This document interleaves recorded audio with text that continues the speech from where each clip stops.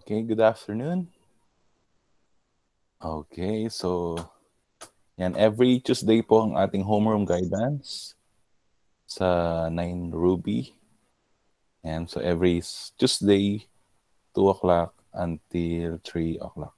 Okay, so nasa module 3 na po tayo today. So, i-discuss lang natin ng mabilisan and then gagawin nyo yung mga activities under module 3. Okay?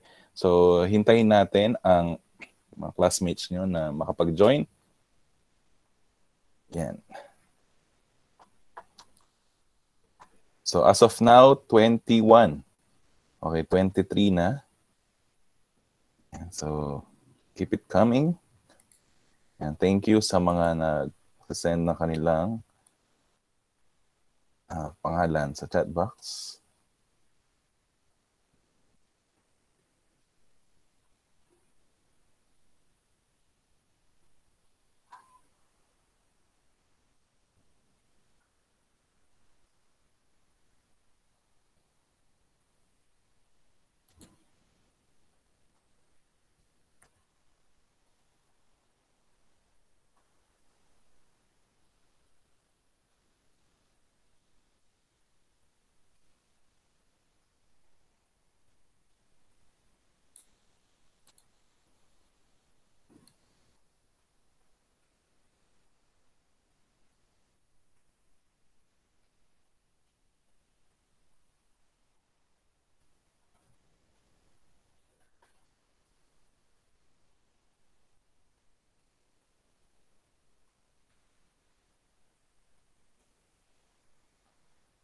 Okay, kapag tinawag ang pangalan, say present. Okay? Para lang ma-clarify. Ma-verify kung talagang nandito kayo. Sige po. Jeric Paulo? Sir, present. Rem Don? Present po. Kurt J. Lord? Kahapon wala din si Kurt J. Lord.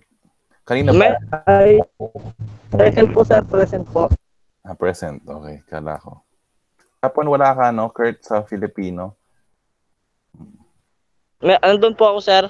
May na lang po signal ko, sir. Kaya hindi ko na-check yung attendance mo. No? Perry Jan? Present po, sir. Armand Duya? Present, sir. Okay. Carlo Francisco? Carlo? Nandyan ba si Carlo? Carlo? Parang nakita ko to kanina. Carlo? Carlo? Carlo, nandiyan ka ba? Carlo? Carlo? Parang nakita ko na nag-join kanina to. Mamaya na lang. Si J. Mark Gamboa. J. Mark? Sir. Okay, present. Melvic. Gerbosa, Melvic. Nandyan ba? Wala din. Kahapon wala din to. John Rafael Limiak. Present po. Okay. Si Ryan Alvin Mario. Ryan. Nakatulog ata si Ryan. Joshua Ponce.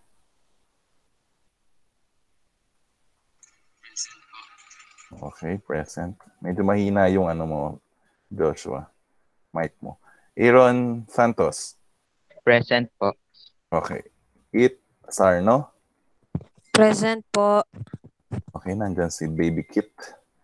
Renzo. Present, sir. Okay. Libertine. Present po. Okay. Angelica Benko. Present po. Okay. January. Present po. Sige. Riza May. Riza May, are you there? Wala siya. Lynette. Lynette. Nandiyan ba si Lynette? Wala si Lynette. Katrina. Lacandola. Katrina. Absent po, sir. Paano si Katrina? Sabi ba siya? Puyat po siya sa family. Ano na? Napuyat daw po siya dahil po sa family problem po. Oh, puyat. Okay. Cody. Present po. Okay, lakas ng mic naman ito. Shakira. Present po.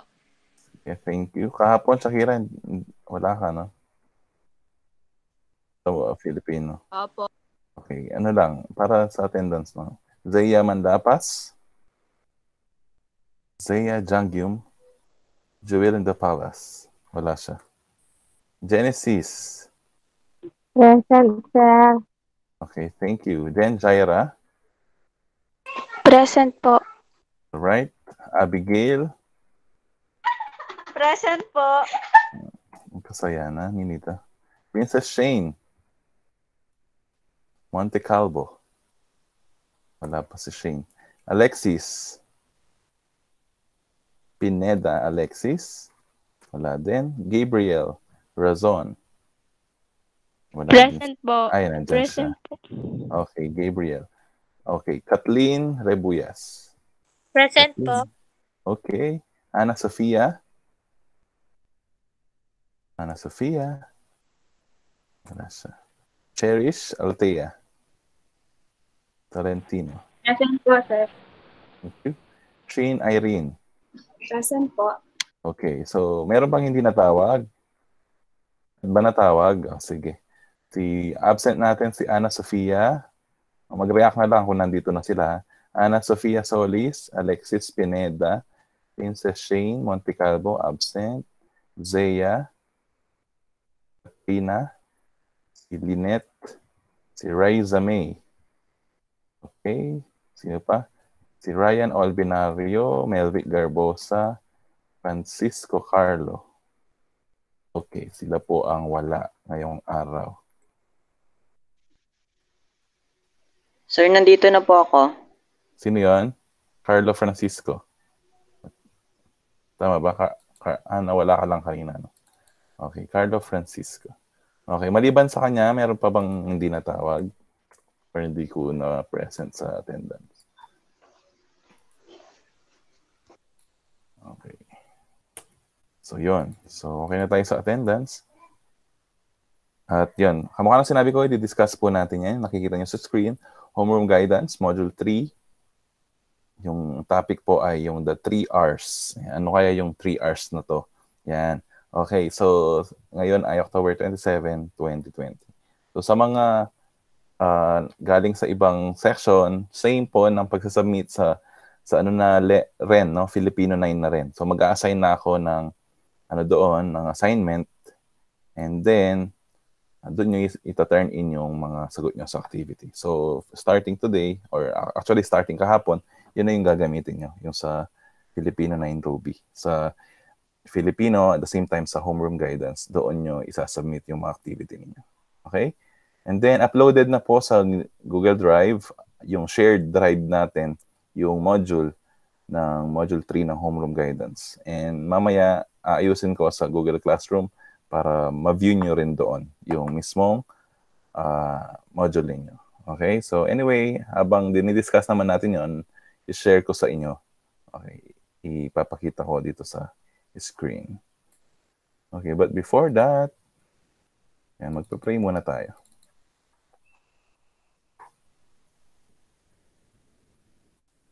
Wait lang. Let me share.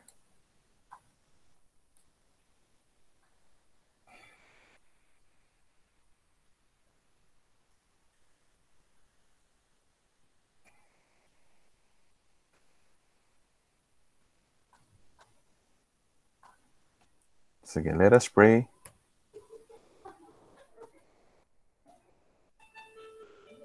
Panginoon, maraming salamat po sa ibinigay ng panibagong pagkakataon upang kami ay matuto. Salamat sa pagkakataong maipatuloy namin ang aming pag-aaral sa kabila ng mga pagbabagong dulot na kinakaharap naming pandemya. Gabayan ninyo kaming lahat na mag-aaral upang malinang ang aming isipan at maunawaan ng lubos ang anumang leksyon na itinuturo sa amin. Gabayan din naman ninyo ang aming mga guro na patuloy at walang sawang nagbibigay inspirasyon at gumagabay sa amin sa kabila ng kinakaharap naming pagsubok. Sa iyo ang kaluwalhatian at aming pagsamba, Panginoon naming Diyos, sa pangalan ng iyong anak na aming tagapagligtas. Amen.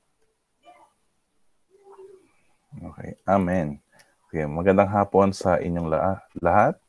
So, tayo ngayon ay nasa ikatlong linggo. Actually, 4th week na sa klase, pero yung ating pag-aaralan sa homeroom guidance is yung module 3. Yan. So, share ko yung laman at para makita ninyo ano ba yung ilalaman ng module 3. Yan. So, zoom natin konti.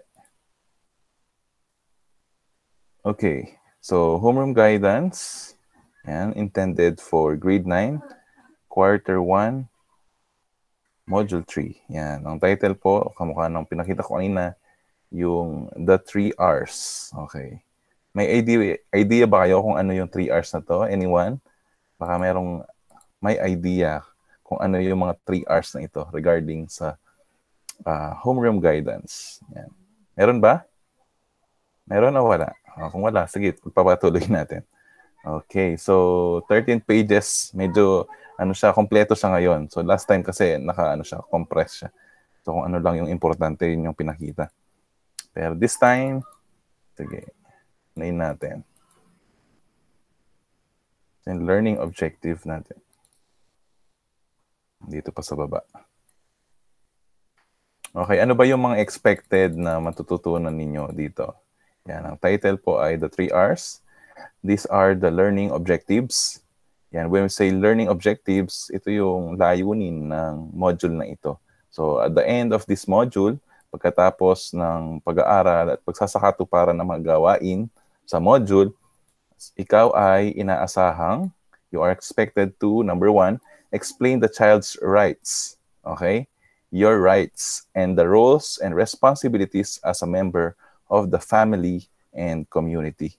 Yan. So dito ipapaliwanag yung karapatan ninyo bilang kabataan and then your roles. Yan. Okay? Ano ba yung dapat nyong ang tawag dito? Mga responsibilidad. Okay? Yung mga dapat nyong gawin bilang miyembro ng pamilya, ng isang pamilya at ng komunidad. Okay? So dito natin malalaman yan. And then number 2, demonstrate accountabilities and responsibilities in the practice of child's rights. Yan. So, mas madideepen, mas magiging malalim ang iyong kaalaman at meron kayong responsibilidad at accountabilidad. Okay? Ibig sabihin, may mga responsibilidad na nakaatang sa inyong balikat. So, you are accountable and responsible.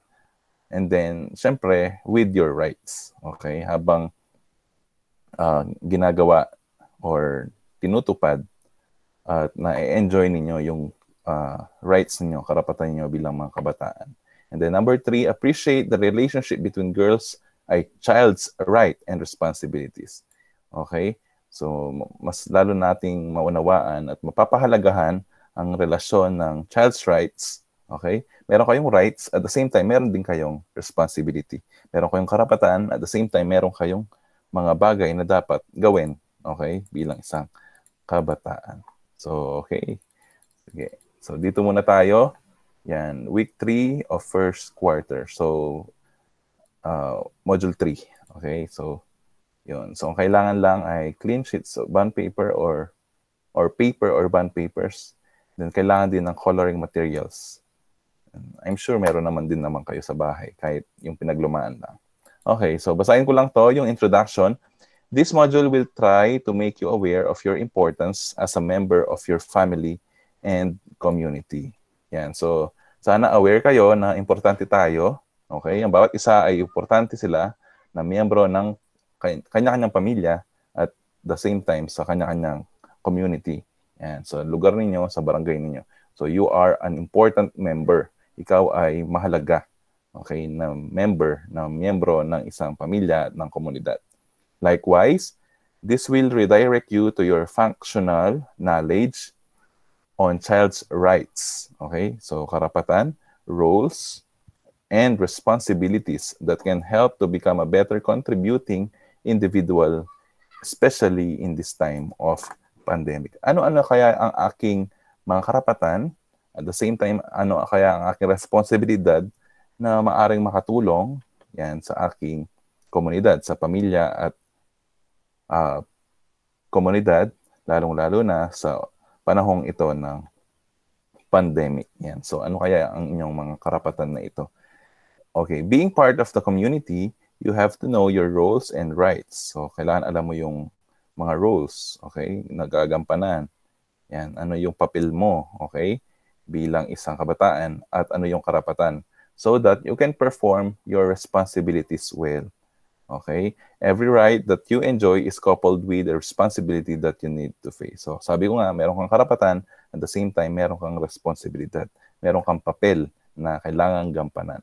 Okay? Get to appreciate how to be more productive member of your family and to the community at the end of the module. So, paano ba tayo magiging kapaki-pakinabang na miyembro ng pamilya? Yan. Tayo ba ay asset?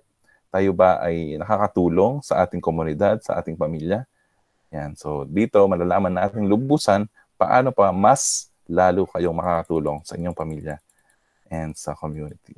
Okay. So, let's review.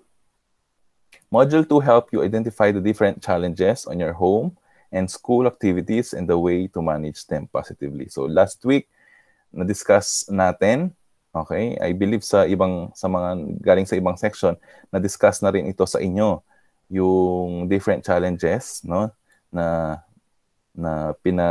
ang tawag dito, yung mga example na binigay niyo na dinaranas nyo sa bahay, sa school activities, and paano ito minamanage. Yan, paano inaharap positively. Yan, sa mga galing sa ibang section, so kung aware kayo dun sa YouTube channel ko, yan, pwede niyong balikan yung discussion namin. Yan, so doon meron binanggit si Larry Jan na challenge, yan, at saka sa mga ibang classmates niya. Alright. Yan, the module also led you to compare the pros and cons of the different study habits you have employed. Yan, sa module 2 yun. Furthermore, I gave you the opportunity to share insights on performing your daily tasks in life. Okay, so yun po yung natutunan sa module 2. Okay, let's try this. Okay, so roles or responsibility. Okay, ano ang gagawin dito sa unang activity? Procedure. Number 1, copy the image below on a clean whole sheet of short bond paper. Okay? So, kung anong available na papel nyo. So, kung mayroon kayong bond paper, okay. Kung wala, kahit yung yellow paper na lang. Copy the image below on a clean whole sheet of short bond paper. So, sa mga gumagamit dito ng Microsoft Word, yan, para-paraan na lang yan. Okay? So, para gawa na lang ang paraan. Pwede kayong mag-search ng image or copy nyo mismo ito. Okay? So, after nyong na-copy yung images, kasi marami sila, higit sa isa. Okay. Number 2, pick up the words. Okay, pick up the words in the box and categorize whether they are roles or responsibilities. Okay. So, kukuhanin niyo yung mga words dito from the box and then susulat niyo, kokopyahin niyo sa mga petals. Okay? And yun, ilalagay niyo siya kung role siya dito sa roles, kung responsibility dito sa responsibilities. Okay, number 3. Place the words on the petals of the right flower. Yan. So, ilagay sa tamang flower. Okay, sa bawat petal. And then number 4, answer the processing question that follow. Okay? So, roles or responsibilities. And then, sagutin po yung processing questions. Okay? In English or in Filipino. Okay, what roles and responsibilities in the choices are the most relevant to you and why? Ano yung pamilyar sa'yo? Bakit? Okay? Number 2, how do you describe the way you perform your roles and responsibilities? Yan. Paano mo ma-describe? Yan. Paano mo mailalarawan kung paano mo ito ginagawa, ang mga roles and responsibilities. Cite a current experience where these things are evident. So, magbigay ka ng example ng inyong karanasan na ito ay talagang ginagawa niyo. Okay? At naipapakita niyo yung roles and responsibility. All right. So, let's explore this. Okay. So, responsibly right. Okay. Below are the 4 main baskets of children's rights and the different examples of the several child rights. And for each of the 4 main baskets, categorize and identify among the given examples of child rights. Cite examples to each right that you have experienced. Write this on a clean sheet of bond paper, then answer the processing questions below. Yan. So, explain mo lang. Yan. So, ulitin natin. Meron daw 4 baskets, main baskets of children's rights, and the different examples of the several child rights. Okay? For each of the 4 main baskets, categorize and identify among the given examples of child rights. Okay? And then cite examples to each right that you have experienced. Okay, right on the clean sheet of bond paper. Dito, right to participation. Okay, right to protection. Right to survival and right to development. So these are the 4 main baskets of children's right. So makikita naman natin mag-participate sa community service, protection, kaligtasan, and then survival, no? Okay, so dapat meron tayong mga basic needs, okay, right to development, and yung mag-aral. Okay. So, dito, identify nyo kung ano ang right na yun. Ano ang binabanggit na right dito.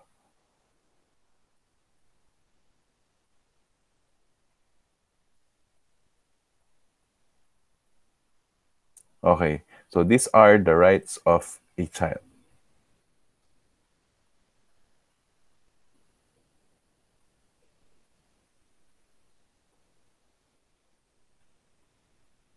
Yan. So, dito ang gagawin nyo na lang, magbibigay kayo ng example.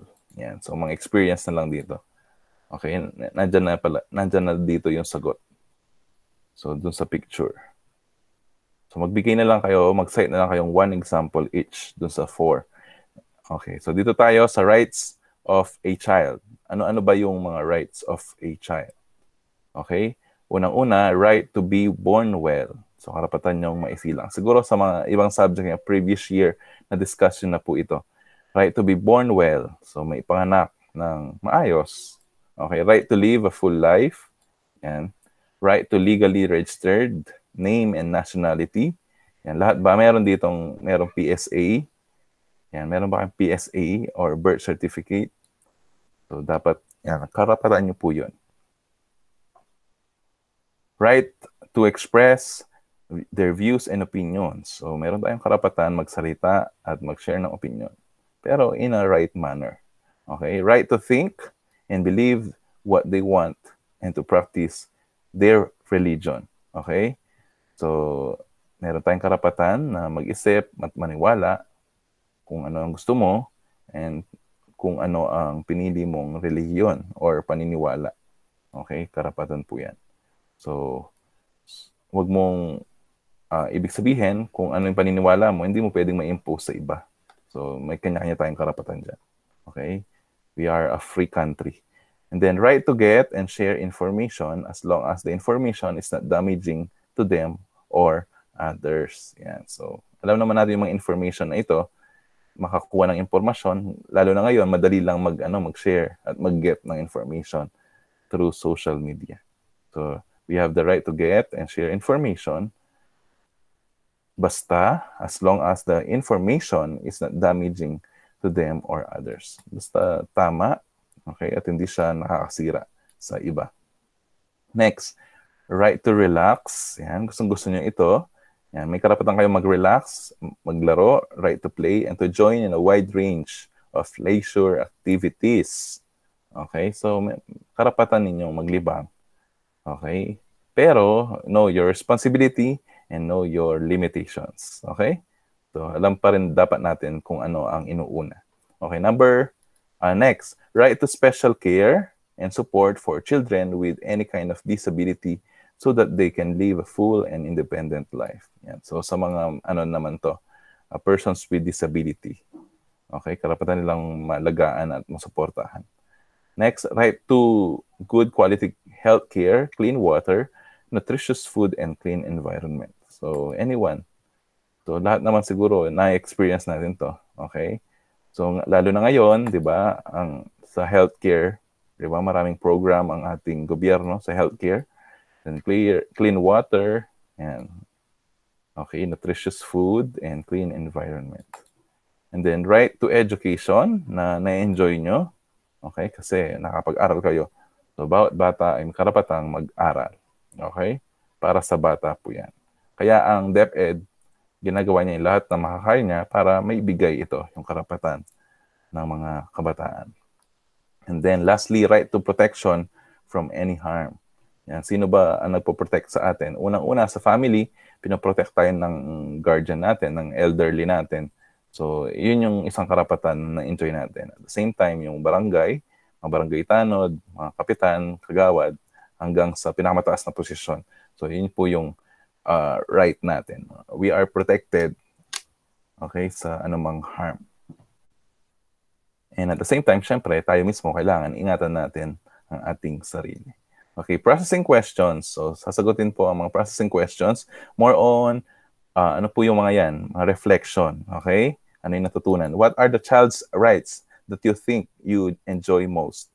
Ano ba, dito sa number one question, ano daw sa mga rights na ating na-discuss ang pinaka na-enjoy mo? Ano yung pinaka feeling mo ay ang tawag dito, napapakinabangan mo? Yan. So number 2, what are the other child's rights that you hope to experience more and how? So mula doon, ano yung gusto mo pa na mas ma-experience mo pa? Parang hindi ko ramdam yung karapatan kong iyon. Yan. So ano pa yung gusto mong mas maranasan mo, maramdaman mo? And how? Paano kaya mangyayari yun? Okay, that's the processing question under sa discussion natin doon sa child's right. So keep in mind, okay, though you already had taken up child's rights in your previous grade levels and lessons, let's try to revisit the rights of a Filipino child, which is under the Presidential Decree number 603 or the Child and Youth Welfare Code. It states that the child is one of the most important assets of the nation. Diba? Ang ganda nun. Sinasabi na Child and Youth Welfare Code, ang mga kabataan daw, kamukha niyong kabataan ay isa sa mga assets ng ating bayan. Anong ibig sabihin ng asset? Isa kayong, ang tawag dito, kumbaga, advantage. Yan. Isa kayo sa mga pinaka-importante, okay, na nilalang sa isang bansa. So bakit kaya? 'Di ba sinasabi ng isang kasabihan mula sa ating pambansang bayani ng kabataan daw ang pag-asa ng bayan. So baka 'yun yung 'di ba? May connection po yung dalawa. Okay, doon sa Child and Youth Welfare Code. So likewise, the UNICEF Convention on Rights of the Children has also identified the following child rights. So under UNICEF, ito yung mga child rights. Number 1, every child has the right to life, survival, and development. Yan, meron kayong, yan, kamukha ng mga right na natin nabanggit. Yan, so, ang bawat bata ay may karapatang mabigyan ng buhay, mabuhay, at maging best version of themselves. Yan, makapag-aral, at ma-achieve nila kung ano yung pangarap nila sa buhay. Number 2, every child has the right to name and nationality. Yan, magkaroon ng pangalan at nasyonalidad. Kung ano yung pangalan mo and then nationality, we are Filipino. Okay? So, paano ba masasabi yun? Mapapatunayan yung pangalan mo and nationality. So, by our birth certificate. Okay? So, napaka-importante yung mga dokumentong yan.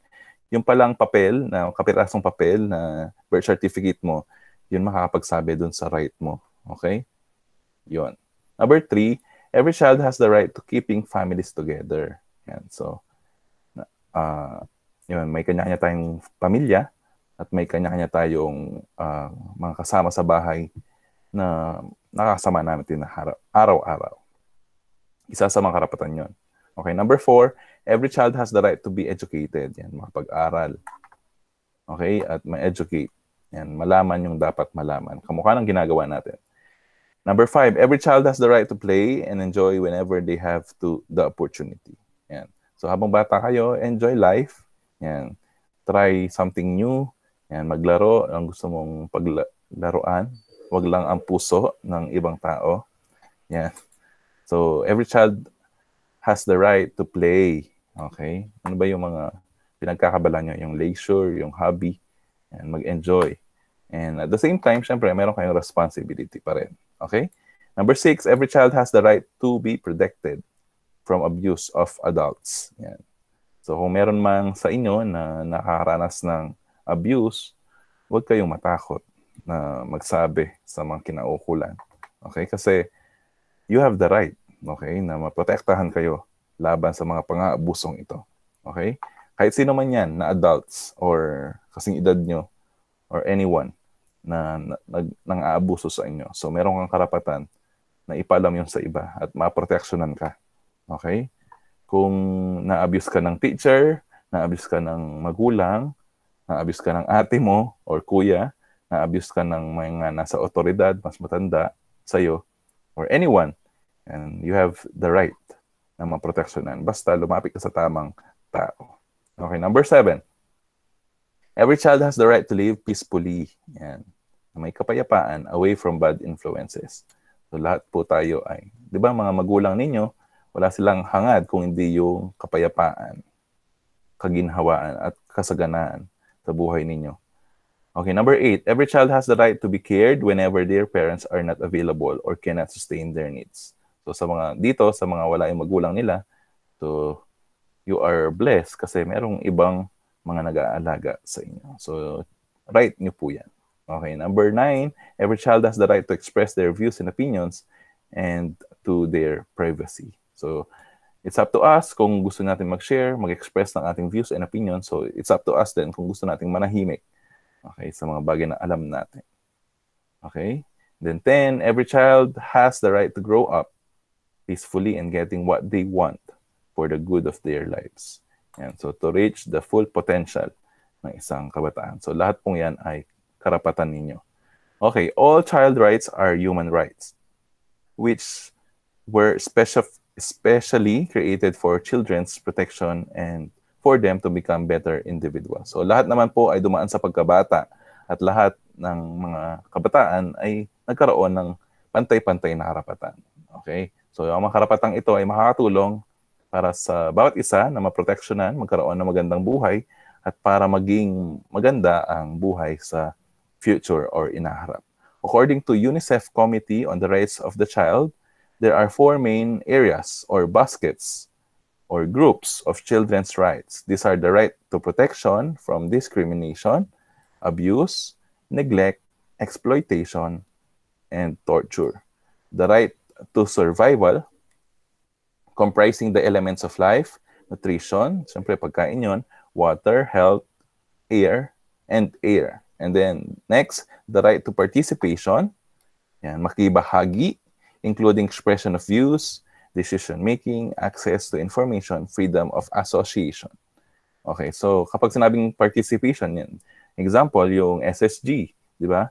So, pwede kang mag-participate, yan, pwede kang, or kung sa anuman organization yan, so you have right po yan. Okay? So, kung hindi ka man maging officer, at least member, or part, yung pwede ka magboto, di ba? Karapatan mo yun. Pumili. Okay, so kung adult na kayo, I think yung 17 ngayon, pwede na siya magboto, mga 17 years old. So sa COMELEC, magpa-register, okay, bumoto ng SK. Yan, so yun po ang isa sa mga rights. Kailangan i-practice natin yung isa sa mga rights na yun. So, right to participation. And lastly, the right to development, which includes education, pag-aaral, standard of living, adequate for child's physical, mental, and spiritual moral and social development. So in all aspect, you have the right to be developed. Okay? So karapatan po 'yan. Okay? So yan, sige, tuloy natin. Aside from the rights, children also have roles such as being a son or daughter. Yan. So bukod dun sa mga rights na yon, meron kang roles, mga papel, okay, sa buhay na kailangan gampanan. So, unang-una, ang pagiging anak sa inyong mga magulang. So, role mo po yan. Role nyo yan. Okay? So, kung only child ka, yan, baling role as a son or daughter, so, nag-iisa ka. Okay? So, kung marami kayo, so you have marami kayong gumagampanan, parang nagpe-play ng role na yon. Okay, as a son or daughter. Then, ano pa yung role? As a sibling. Yan. So, bilang isang kapatid. So, role mo yan na maging isang mabuting kapatid sa iyong mga kapatid. Grandchild, maging apo. Yan. Sa ating mga lolo't lola. Yan. Ano pa yung role mo? Being a student. Bilang isang mag-aaral. So, role nyo po yan. And a person among others. So, ibig sabihin, isa kang human being na isa ka sa mga tao na kabilang sa komunidad na may karapatan or may role ka, may papel ka bilang isang mamamayan na kailangang igalang mo ang kapwa mo. Okay? The roles of children nowadays are also no longer based on sex or gender since we are now embracing gender equity or equality. Okay? So, hindi na naka-box. Okay? Yung role mo. So, pantay-pantay. Okay? When a girl can do the task previously intended for a boy and vice versa. Noon kasi merong di ba? Distinction. Ito para sa babae lang, ito para sa lalaki lang. Pero ngayon, we can. Okay? It's up to you kung ano yung gusto mo, ano yung preference mo, ano yung pipiliin mo. So, depende dun sa gusto mo. Okay? So, respetuhan po yan. Both sexes can do home repairs. Yan, laundry, cooking, sewing, and many more. Okay? Kung dati, kapag mamaneho ng sasakyan, pagkumpuni ng mga nasirang bahagi ng bahay, so parang panlalaki lang yon, di ba? Pero ngayon, both pwede. Kung dati, yung laundry, paglalaba, para sa babae lang, ngayon, both pwede na. Same as cooking, sewing, and many more. So, siguro gets niyo yung gusto kong sabihin. So, hindi na based on sex yung roles. Okay? Yung roles ay kung ano yung nakakatulong, ano yung maganda, yan, yung gagawin mo. Okay. Children have rights and roles. Okay? So, kung bawat kabataan, bawat tao, meron siyang karapatan at papel na kailangan gampanan. However, there are also responsibilities. Yan. So, from rights, roles, ngayon, responsibilities na. Okay? There are also responsibilities that go along with them. This make up the 3 R's of a child. Ano kaya yung 3 R's na ito? Okay? So, from rights, from roles, and then the responsibilities. Okay? 3 R's. Okay. So, ano kasi yung 3 R's? Rights, roles, and responsibilities. Okay? Based on the Child and Youth Welfare Code, the following are the identified responsibilities of a child. Ano ba yung mga responsibilities? Kanina nalaman natin yung rights, and then roles, and then ngayon, yung mga responsibilities. So, may responsibilidad po kayo na kailangan yung gampanan. Okay, number 1, strive to lead an upright and virtuous life in accordance to one's religion. So, ano ba yung responsibilidad mo? Strive daw na maging upright and virtuous life. Magpakatao, maging mabuting tao, maging maayos ang buhay in accordance dun sa paniniwala mo. So, wala namang relihiyon or paniniwala na magtuturong pumatay, magnakaw, di ba? At gumawa ng masama. So, yun po ang sinasabi po dito. Yan, magpakabuti, okay, at maging isang kapaki-pakinabang na miyembro ng isang komunidad. the teachings of his elders and mentors, and his clean conscience. So yun po ang isa sa mga responsibility ninyo. Number 2, you are responsible to love, mahalin, to respect, respect, magbigay ng respeto, yan, gumalang, and obey his parents. Okay? Mahalin daw, igalang, at sundin ang mga magulang. Kasi sila yung otoridad sa atin. Sila yung nakakatanda. Okay? Ang lahat ng sinasabi nila ay para sa atin. So we are responsible to love them, to respect them, and to obey them. And then, hindi lang yon, and to cooperate with them. Yan. Kapag sinabing cooperate, makiisa, sumang-ayon, okay, mag-participate sa kanila in the strengthening of the family para sa kakabuti ng pamilya. This includes following the health and safety protocols in this time of pandemic. Yan, kapag sabi ng nanay na bawal kang lumabas, bawal kang lumabas. Pero ngayon, advantage, sino na ba dito yung mga 15 years old pataas? So at least meron na kayong meron na kayong karapatan. Yan, meron na kayong abiso. Yan, ibig sabihin this time malaya na kayong lumabas. So, pinapayagan na lumabas. Yan, so makipag-cooperate. So kung 14 ka pa lang, so stay ka muna sa bahay. Such as observing physical distancing, na ginagawa to para maiwasan ang pagkalat ng COVID. Frequent hand washing, wearing of face masks and face shields, sanitize objects and items, and consult medical attention when there are symptoms. Okay, so sumunod. At ang lahat ng sumusunod sa magulang ay nagiging maganda ang buhay. Yan. Kasi sabi nga, papunta ka pa lang, pabalik na kami. Yan.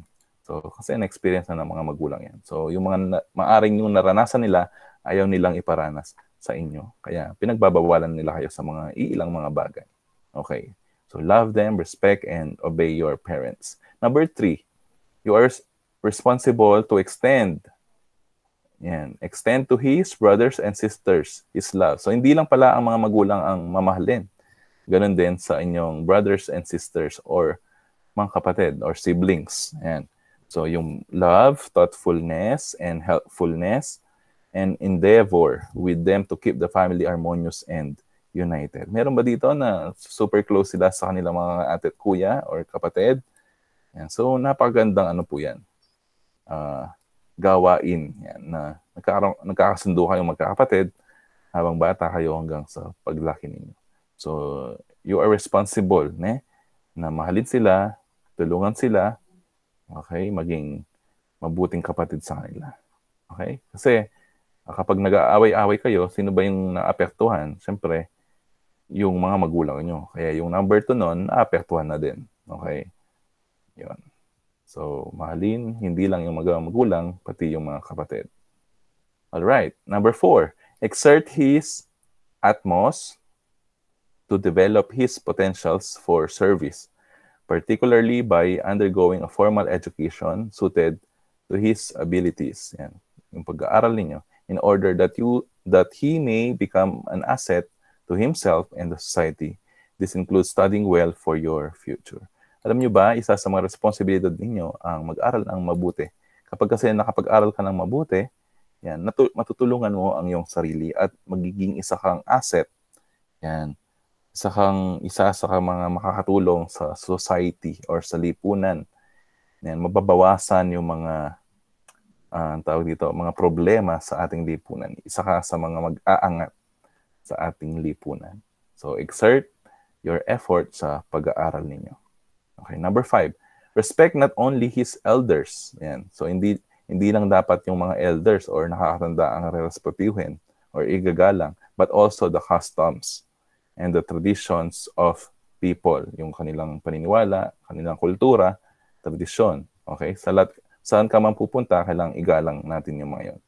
The memory of heroes, yan. The authorities, sino ba yung mga authorities? Yung mga kinauukulan, simula sa mga barangay tanod, hanggang sa pinakataas na posisyon.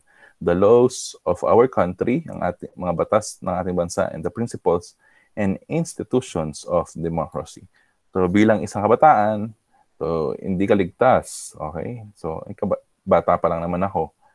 Gusto kong gawin ang gusto ko. Hindi, dapat susunod pa rin sa mga batas sa mga tuntunin na pinatupad sa ating lugar at sa buong bansa. Okay, number 6, participate actively in civic affairs and in the promotion of the general welfare. Yung mga activities sa ating lugar. Okay, civic affairs. Yan, yung mga organization na maaring makatulong sa'yo bilang isang individual. Okay, number 7, help in the observance of individual human rights. Yan. So, habang sa mga kaibigan mo, yan, makatulong ka na i-open din sa kanila yung mga rights na ito. Okay? So, ano kasi yung 3 R's? Rights, roles, and responsibilities. Okay. So, your 3 R's will make you appreciate yourself better. So, mas ma-appreciate mo yung sarili mo kung alam mo yung 3 R's mo. Now, your basic rights, perform your roles well, and act on your responsibilities. Your 3 R's will make you a vital part of the community. So, kung lahat ng tao, lahat ng kabataan ay gagawin ito, yung alam niya kung ano ang kanyang karapatan, alam niya kung ano ang mga papel niya sa buhay na kailangang gampanan, at kung ano yung mga responsibilidad niya, anong kanyang mga limitasyon. So, di ba, napakaganda sana ng ating komunidad. So, dahil nga nag-aaral kayo at kailangan ma-open sa inyo ito, so, bilang isang mga kabataan, so, napakahalaga na alam nyo yung 3 R's na ito. Okay, so, next, you can do it. Yan, so, my rights and responsibilities action plan. So, another activity po ito. So, now, to assess if you really understand your rights, you are going to make an action plan on how you are going to experience these rights as child, which will help you to become responsible for yourself, your home, and your community. Copy this activity on a clean sheet of paper or one short bond paper and fill out the blank spaces. An example has been given. So, ganito po yung example. So, kokopyahin po yan. Okay, yung table na yan, yung figure na yan. And then, anong gagawin? Yan, nakasulat, my rights and my responsibilities action plan.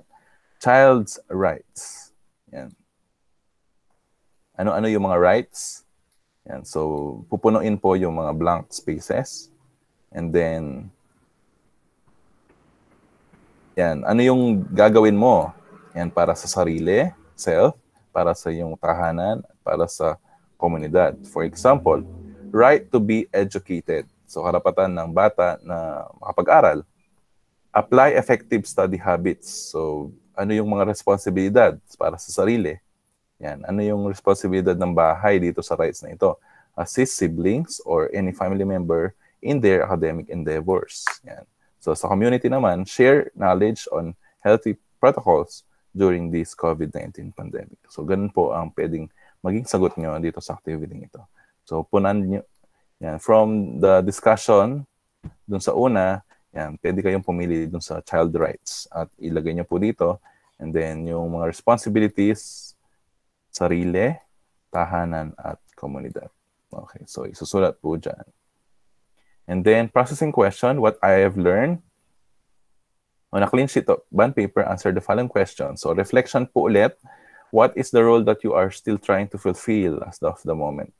Ano yung role or papel mo na parang hindi mo pa siya nagagawa pero sinusubukan mo siyang gawin as of this moment. Okay, next. Number 2, what suggestions or tips would you give to yourself to do it? Ano kaya yung mga pwedeng gawin para magawa mo at may sakatuparan ito? Number 3, how do you promote child's rights in the school, at home, and community? Give at least 5 ways. Okay.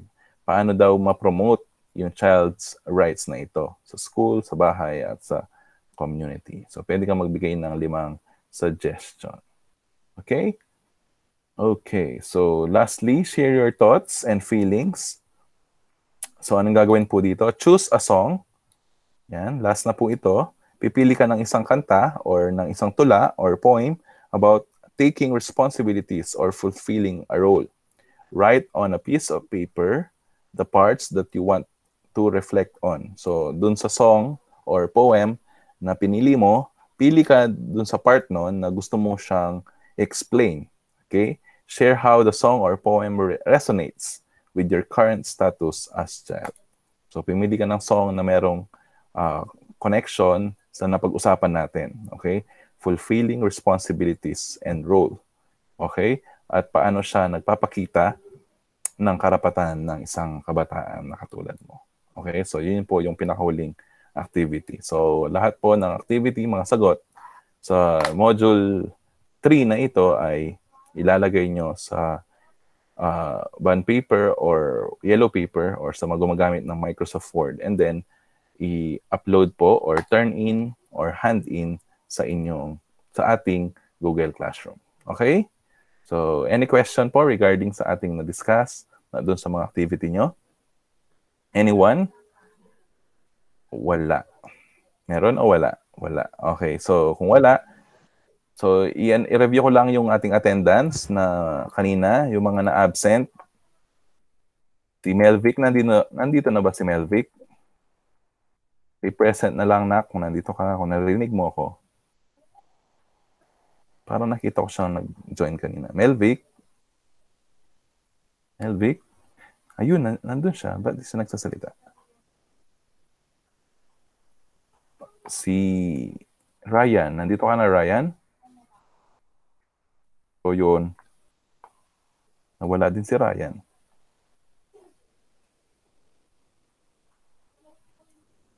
Asan sila napunta?